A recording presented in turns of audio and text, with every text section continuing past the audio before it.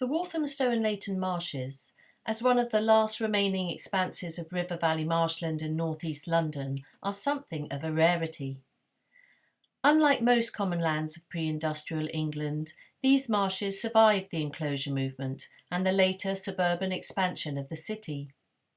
Here, local commoners continued to exercise customary rights to pasture their animals into the 20th century.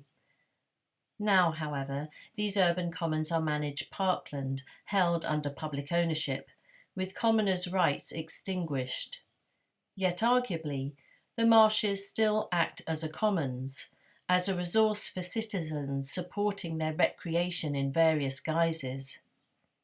I might equally suggest that dog walking, voluntary conservation work, or environmental activism of citizens produces the commons. The shift in perspective here follows Peter Linebaugh. By stretching the commons towards the verb commoning, he drew attention to the activities and processes involved in collectively producing and maintaining a commons. To find out something more about the interrelations between human activity and urban commons, I invited local users to share their lived experience in the research project Tales from the Marsh. In this paper, I will talk about how community participants engage with a range of experiential arts and performance-making activities to explore their commons encounters. I will touch on the way creative interpretations amplified the significance of sensate bodily experience and the way historic vestiges of the commons exerted effect on participants' narratives. Finally, my attention is drawn to the correlations I came to perceive between the practices and principles I fostered in collaborative creative working and the processes of commoning. In my practice, I built upon Miranda Tufnell's notion of a conversation between media as a means for participants to generate lived experience recollections and creative interpretations coevally. In each workshop, an object affiliated to the commons was introduced as a stimulus for sharing lived experience and for creative experimentation. As an improvisation-based process, participants engaged in a generative journeying through different materials and modes of making. This image documents one girl's unfolding trail in creative response to a bird's nest. From moving within an upscaled nest to storytelling, from listening to resonances in stories to writing, from writing to weaving her words into a paper nest.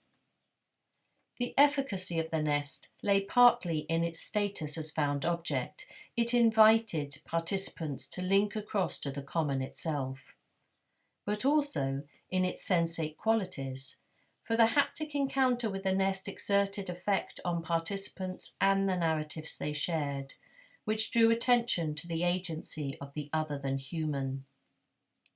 For the girl, the nest triggered her recollection of being lifted atop a mother's shoulders to spy a bird inside a tree on Walthamstow Common. But for other participants, the nest evoked associations to other places, raiding for eggs as a child in Jamaica, for example, or it prompted affiliations to its symbolic meaning as a home.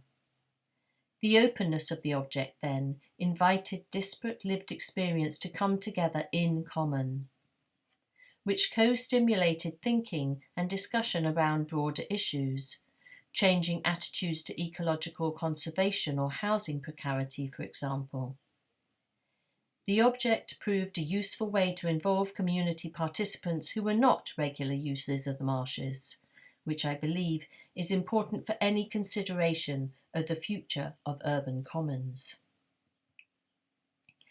Cycles of forming and reforming in different media also supported an openness. It enabled participants to discover as they went along, to listen to the emergent and to propagate multiple images from their lived experience. In a processual generation of creative images, manifold encounters were networked together. This was significant, as it enabled participants to propagate interrelations both within their individual narratives and across their disparate lived experience. By listening to the spaces between the in-common images, dissonant glitches were acknowledged, which led participants to question established narratives.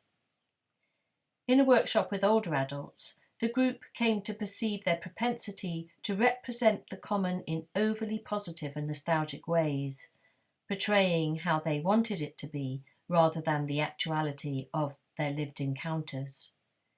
In the ensuing discussion, they came to understand something more about the way their identities, as performed through their relations to the common, were influenced by its historical narrative. Fundamental to a conversation between media as a creative practice is companionship. It is through creating alongside, sharing, and reflecting back with others that participants come to know their own images.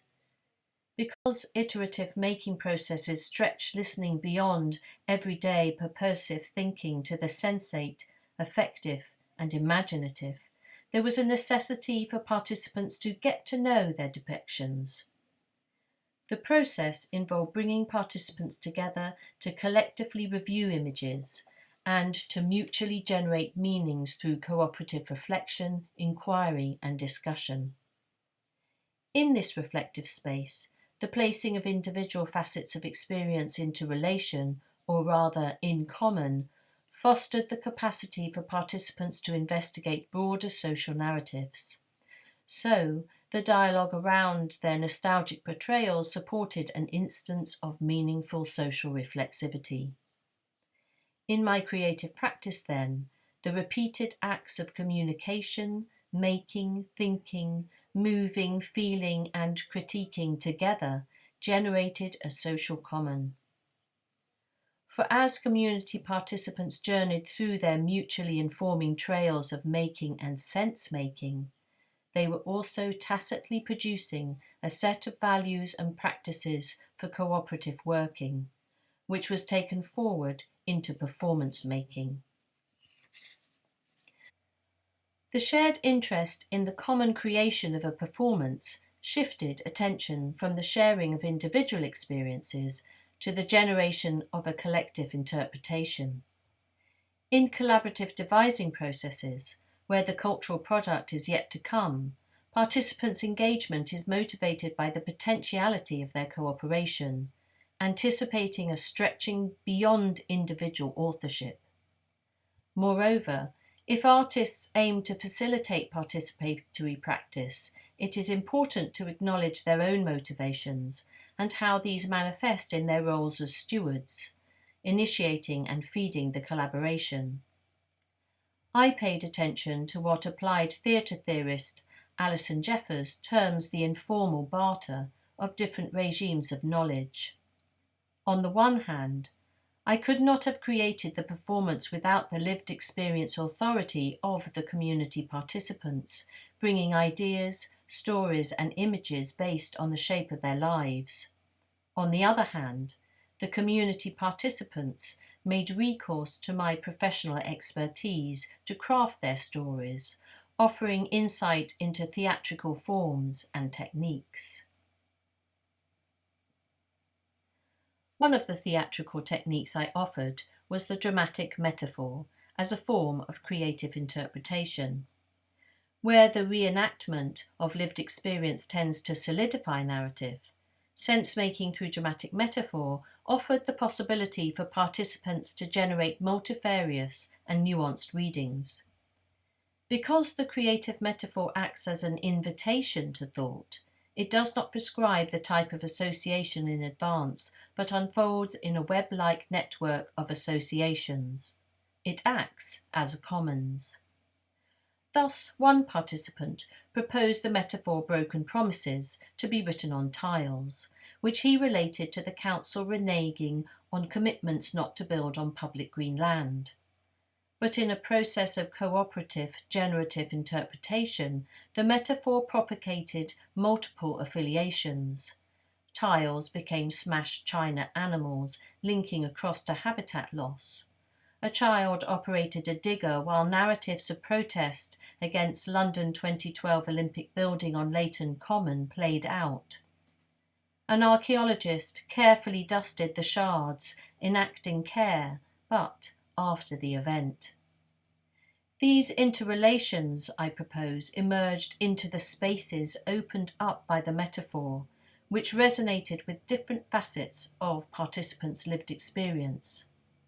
Yet again, the sense-making supported collaborators to not only listen to resonances between different dimensions within their past worlds, but to perceive something more about being one with another.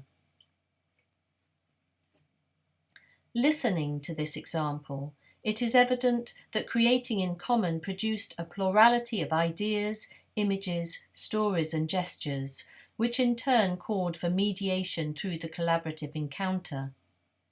As various ideas emerged, were articulated and discussed, they provoked numerous implicit and explicit negotiations. At times, negotiations were harmonious, buoyed by a shared sense of responsibility for realizing the performance. However, the high stakes engendered by the anticipation of creating a meaningful cultural product can sometimes be at odds with the needs of relationship building. It speaks back to the social common generated in the workshops, to extending the discursive negotiation and collective critique to support the actualization of a common story. In this social common, compromises were cooperatively negotiated and binding decisions consensually made.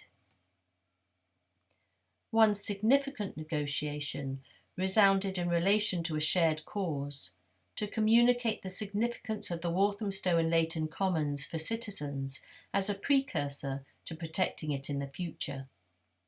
For some participants, however, this resonated with a narrative embedded in the history of this singular urban common. For others, the effect of the common reverberated in its affiliation to different places, typically to previous habitations, to a Lithuanian vegetable plot, the fields of Hampshire, a garden in Lahore. The practice of inclusivity cultivated in cooperative making supported an understanding of the relevance of these different perspectives, and the performance articulated something of the complexity of the multifarious ways local people interrelated with the contemporary common. I suggest the compromise was not necessarily comfortable, but navigating the messiness of interrelations and the risk of non-agreement implied a sense of trust in the social common. It is in the generation of the kinds of practices and capacities I have described, openness, interrelation, networking, reciprocity, cooperative decision-making, that I perceive as a place where creative practice and the commons can be mutually informing.